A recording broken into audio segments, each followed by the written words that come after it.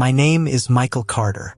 I'm 29, a project manager at a mid-sized tech company in Seattle, where meetings pile on meetings and deadlines creep like ivy into every corner of your life. My job is to keep other people's chaos under control.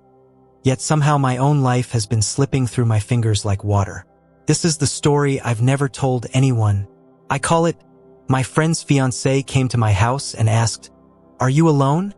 It was a wet February evening, the kind where the sky presses low and the city glows slick and metallic under streetlights. I just finished another 12-hour day at the office. The rain had followed me home, clinging to my coat, pooling in the entryway of my small apartment. I'd been friends with Daniel Brooks since college. We'd met in a freshman economics seminar, two awkward guys from opposite coasts who bonded over bad coffee and late-night study sessions. Daniel had always been the charmer, big laugh, easy smile, while I was the planner, the one who got us out of trouble. Last year, he'd gotten engaged to Olivia Hart, a marketing executive from a wealthy family. We'd all gone to dinner a few times. She was beautiful in that composed, old-money way, but there was a flicker in her eyes I couldn't read, something guarded, like a person always on the edge of an unspoken confession. That night, I was sprawled on my couch, a half-eaten takeout container on the coffee table, when the doorbell rang. I opened the door expecting a delivery I hadn't ordered. Olivia stood there in a cream coat, rainwater beading on her hair. She clutched a leather bag to her chest. "Michael," she said, breathless. "Are you alone?" The question hung between us like a live wire. Yeah," I managed. "Come in." She stepped inside, shedding raindrops onto my rug. Her eyes darted around my apartment, as if checking for hidden cameras. She didn't sit, just stood by the window, fingers trembling as she unbuttoned her coat. "What's going on?" I asked. She turned to me, eyes shining. I didn't know where else to go. "Is Daniel okay?" Her lips parted, but no sound came out. She finally whispered, "I think he's cheating on me, and I think it's with someone at your company." The room seemed to tilt. "Olivia, what are you talking about?" "I saw emails," she said, voice rising. "I saw hotel bookings, charges on his card. And tonight he said he was working late with you." I blinked. "He's not with me. I haven't seen him since lunch." She closed her eyes, swaying slightly. "Then he lied." I guided her to the couch. She sat stiffly, hands clasped. I'd always known Daniel to be a flirt, but engaged to Olivia he'd seemed anchored. Could he really be cheating? And with someone from my office? "Why come here?" I asked gently. "Because you're the only person I trust," she said, eyes locking onto mine. "You've always been honest with me. You never looked at me like..." She stopped herself. "Like what?" "Like everyone else does." We sat in silence, the rain drumming a steady rhythm on the windows. I tried to process the situation. This was Daniel's fiancée, my friend, my loyalty. Yet here she was in my apartment, looking at me like I was a lifeline. "Tell me everything," I said finally. She took a deep breath. For months Daniel's been distant, canceling plans, secretive with his phone. Last week I followed him after work. He went to a hotel. He told me later he was at the gym. Tonight he said he was pulling an all-nighter with you. "Do you have proof?" She pulled her phone from her bag, scrolling through photos. Daniel entering a hotel lobby. Daniel at dinner with a woman whose face was turned away. A text from an unknown number. "Room 604. Same time next week." My stomach churned. This was bad. Not just for their relationship, but for me. If Daniel was involved with someone at my company, it could spill into workplace politics. "I don't know what to say," I murmured. "Say you'll help me," she whispered. "Say you'll tell me the truth if you know it." I met her gaze. "Olivia, I swear I don't know who she is, but I'll find out." She sagged in relief, then straightened again, a flicker of defiance crossing her face. "And if it's someone at your company, then we deal with it," I said. "But you need to prepare yourself. Whatever we find, it's going to hurt." Her eyes filled with tears. "It already hurts." Without thinking, I reached for her hand. She let me. For a moment, we sat there, Two people caught in the gravitational pull of someone else's betrayal. Stay here tonight, I said, just until you figure out what you want to do. She hesitated. Would that be okay? Yeah, I said. You can take the bedroom. I'll crash on the couch. She nodded, eyes downcast. Later, after she'd gone to the bedroom, I lay awake staring at the ceiling. My phone buzzed. A text from Daniel, working late. Might crash at the office. Don't wait up. I stared at the message, my mind spinning. If Daniel was lying to both of us, where was he? And why did I feel a strange flicker of protectiveness? Not just toward Olivia, but toward some part of myself I hadn't examined in years. At 2 a.m., I heard soft footsteps. Olivia stood in the doorway, hair loose, wearing one of my old t-shirts I'd left on the bed for her. I can't sleep, she said softly. I sat up, heart thudding. Want some tea? She nodded. We ended up in the kitchen, mugs steaming between us. Michael, she whispered. Why are you still friends with him? I looked at her. Because I thought I knew who he was. She swallowed hard. I thought I did too.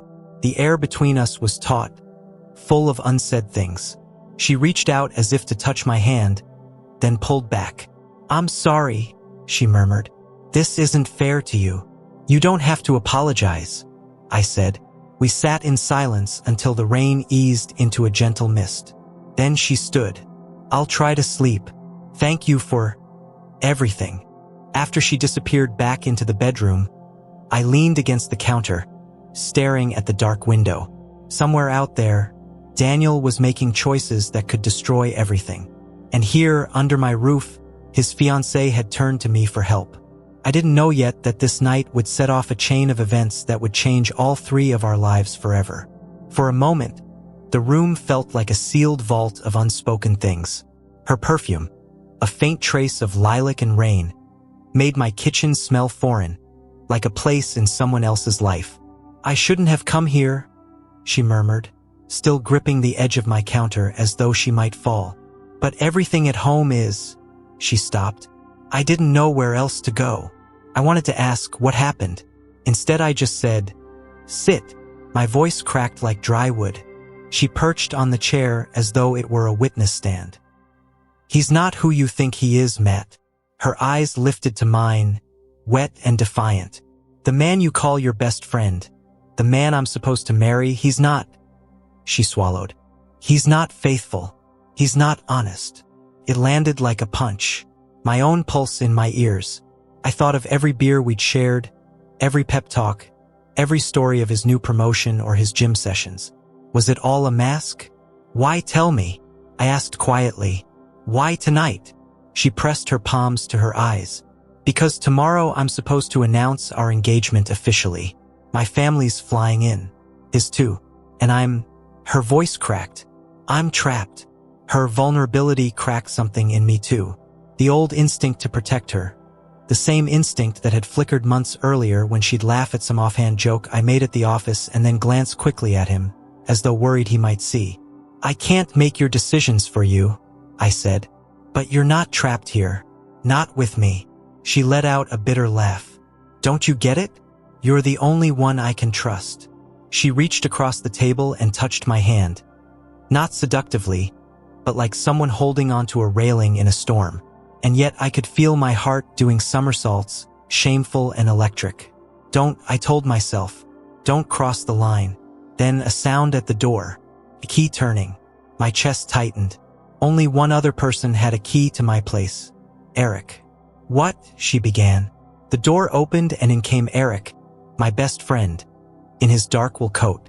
His expression when he saw us, the two of us at my kitchen table, was a storm front. What's going on? He asked. Not a shout, not yet. But there was an undercurrent, like thunder miles away. Nothing, I said quickly, standing. She just...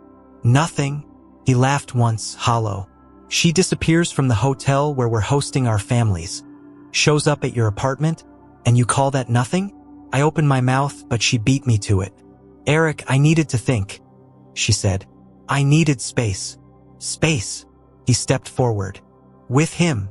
In that instant, everything slowed. his fists clenching, her trembling, my own heartbeat pounding like an alarm. "Eric, don't," I said, but he was already across the room, eyes wild. "Did you touch her?" he snarled. "No," I said. "I didn't. You've always wanted her." His voice cracked. "I've seen the way you look." "I didn't," I repeated, but the word felt thin as paper. He stared at me, then at her, then back at me. "You," he said finally. "You're both pathetic." He turned and slammed the door so hard the frame rattled. The silence afterward was worse than his shouting. She sat down heavily, like a marionette with cut strings. "It's over," she whispered. I wanted to reach for her again, but didn't. The line between comfort and betrayal had become a razor. Outside, the first snow of the season was falling, big silent flakes glinting in the streetlight. My phone buzzed with a message from Eric. Just one word: done. I stared at it until the screen went dark. She wiped her eyes. "I've ruined everything," she said. "No," I said softly. "Maybe you've just forced the truth out into the open." But inside, I wasn't sure whether that truth would free any of us or destroy us all. She stayed the night on my couch. Not in my bed. Not in my arms. On the couch, like a passenger stranded between flights. I heard her crying once, low and muffled, and then silence. I sat awake in my room, staring at the ceiling fan slowly slicing the air. Eric's text, "Done," burned into my mind like a neon sign. We had been inseparable since college. Job searches, breakups, late-night pizza runs. Now all of that was ash. At dawn, the city was quiet. She came into the kitchen barefoot, her hair loose, eyes swollen from crying. "I'm leaving before anyone sees me," she said. "You don't have to sneak out," I said. "This isn't your fault." "Yes, it is." She hesitated, then looked at me fully. "I saw how you looked at me, too. Sometimes I let myself look back. I shouldn't have. It was a mistake." Her honesty was a blade, but also a bandage. "I'm sorry," I said. "I never touched you, but I did care. More than I should have." "I know." Her voice was a whisper. "That's why I came here. Because even in this mess, you're the only one who wouldn't use me." I wanted to say something, anything, but she was already at the door, pulling on her coat. She paused, hand on the knob. "Take care of yourself, Matt. Please." Then she was gone. I didn't see Eric at work for 2 weeks. When he finally appeared, his tie was crooked, his eyes ringed with exhaustion. We stood in the elevator together, strangers in suits. "I shouldn't have lost it," he said quietly. "But I'm done with her. She told me everything." "I'm sorry," I said. "I didn't." "I know." He cut me off. "Doesn't matter anymore." The elevator dinged. He stepped out without looking back. For months, the office hummed on like a machine around me. Emails, presentations, deadlines. But something inside me had changed. I'd seen how quickly trust can evaporate, how easily blurred lines can destroy friendships, families, futures. One evening, months later, I walked past the cafe where I'd once seen Eric and her laughing over coffee. The window was fogged, the same wooden tables inside. But they were gone. We were all gone from that moment. I sat on a bench nearby and watched people pass. Friends, lovers, coworkers. All of them weaving invisible threads of loyalty, secrecy, and hope.